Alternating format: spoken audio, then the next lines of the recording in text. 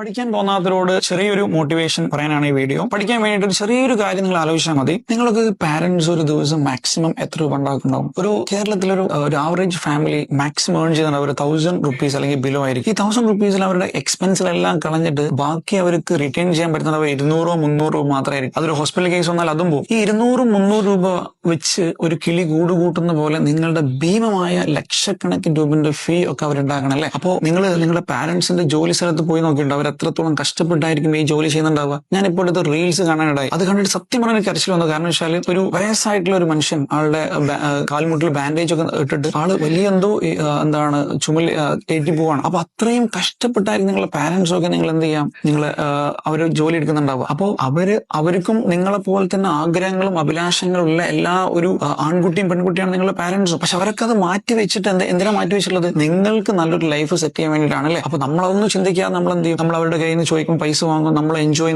നമ്മളുടെ രീതിയിൽ എൻജോയ് ചെയ്യും. ശരിക്കും നിങ്ങളുടെ പാരന്റ്സിനെ ചതിക്കുകയാണ്. ഞാൻ എന്റെ CA എക്സാംസ് പെട്ടെന്ന് പാസ്സാവാനുള്ള ഒരു കാര്യം എന്ന് വെച്ചാൽ, ഞാൻ പഠിക്കുന്ന സമയത്ത് എന്റെ മനസ്സിലേക്ക് എപ്പോഴും ഓർമ്മ വരുന്നത് കൂലിപ്പണിക്ക് പോകുന്ന എന്റെ ഉമ്മാനെയാണ്. അത് ഞാൻ കളിച്ച് നടക്കുകയാണെങ്കിൽ ഉമ്മ അവിടെ കഷ്ടപ്പെട്ടാണ് അല്ലേ? അപ്പൊ അതായിരുന്നു എനിക്ക് പാസ്സാവാനുള്ള ഏറ്റവും വലിയ മോട്ടിവേഷൻ. അപ്പൊ അതുപോലെ നിങ്ങളും നിങ്ങളുടെ പാരന്റ്സ് നിങ്ങൾക്ക് വേണ്ടിയിട്ട് അധ്വാനിക്കുന്നതും അവർ കഷ്ടപ്പെടുന്നതൊക്കെ ആലോചിച്ച് കഴിഞ്ഞാൽ വേറെ ഒരു മോട്ടിവേഷൻ വേണ്ട ആവശ്യമില്ല.